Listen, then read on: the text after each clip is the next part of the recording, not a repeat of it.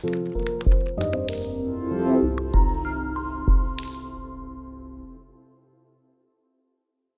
did the Polar Pop go this year?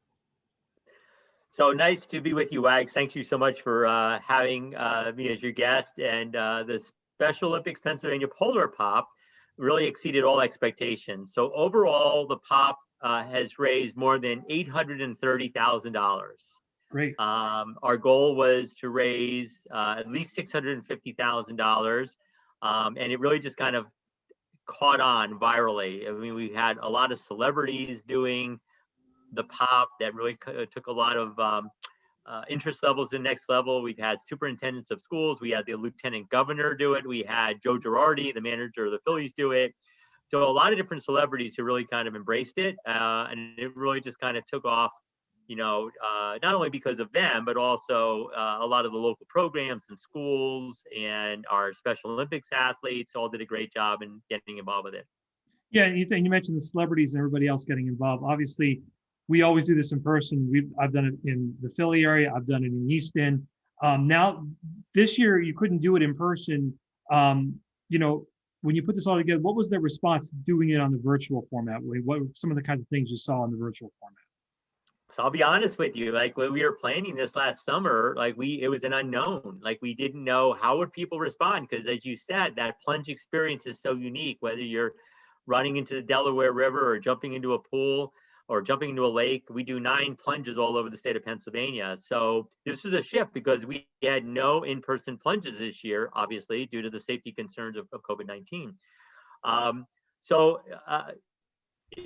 Actually, the idea came about. There was a daughter of one of the state troopers up in Erie who said, because we talked about using water balloons, but we couldn't wrap around like, what does that look like, in terms of water balloons. And then it was funny. Sometimes the simplest idea, she just said, well, why don't you just take the water balloon and pop it over your head and just call it a Polar Pop? And so she was the one who kind of crystallized it into that.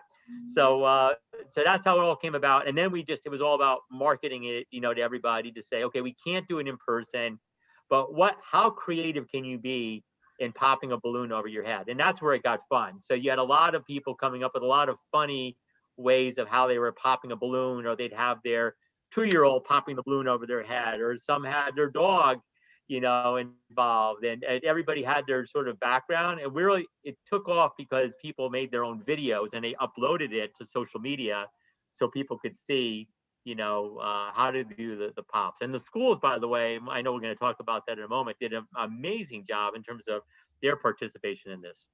Yes, we talk about, all the fun that goes into the Polar Plunge and the Polar Pop and raising the funds. So one, what do, with the schools, what kind of fundraising do you see from them? And number two, what kind of programs get funded when everything is all said and done?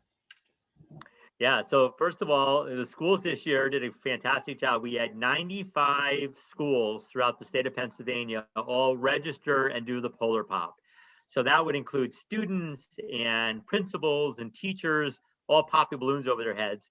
And at this point, because there's still some money coming in that hasn't been received yet, but at this point, the schools raised more than $100,000 through their collective efforts, which is pretty amazing, which is pretty cool. Now, the funding for the program, 2 things. So all the money that the schools raise gets put right back into our Unified Champion Schools programming in the schools. And that's where we have Special Olympics athletes and students without disabilities who participate on the same sports teams together as equal peers. We partner with the PIAA, so they're like PIAA sports. We do bocce and track and field. So it funds those programs. We do youth leadership programs, whole school engagement activities. So the money the schools raise goes right back into supporting their schools as well as other schools. We have 230 Unified Champion Schools, WAGs, throughout the state of Pennsylvania in 38 counties. So it's a very extensive, inclusive program. So that's where the cool schools money goes to. The rest of the money that got raised, the other $700,000 plus, goes to fund all of our year-round sports training and competition programs, our health programs, our athlete leadership programs. We support 16,000 people with intellectual disabilities throughout the state of Pennsylvania. We've had to do a lot of virtual programming during this past year, but it was very extensive, and it was all designed to get our athletes fit and active and healthy. So a lot of fitness programs that were online called Commit to Fit. We did competition virtually. We did health programs. We did nutrition series, all of that. Now with people getting vaccinated, and as that starts to occur, we're not there yet. And once our athletes start to get vaccinated, we'll be able to return to the in-person programming that is so beneficial for them. And last question for you, Mike. I know there probably are so many programs that you enjoy, but what's a favorite event and program that you like to do with the Special Olympics? So my favorite, and my colleagues will tell you this, is I love our unified sports program that I had referenced earlier. And that again is when we have students with and without disabilities. They're playing together on the same sports teams. They're wearing proudly their school's uniforms, their colors representing their schools. So when you go to a school, there'll be a boys track and field team, a girls track and field team, and there'll be a unified track and field team.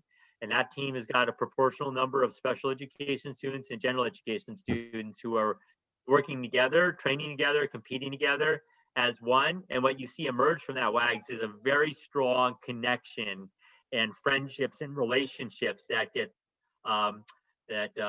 transpire because of that commonality of experience. That's my favorite, because I love seeing the changes it makes in our students' lives as well as in the school culture and promoting inclusion.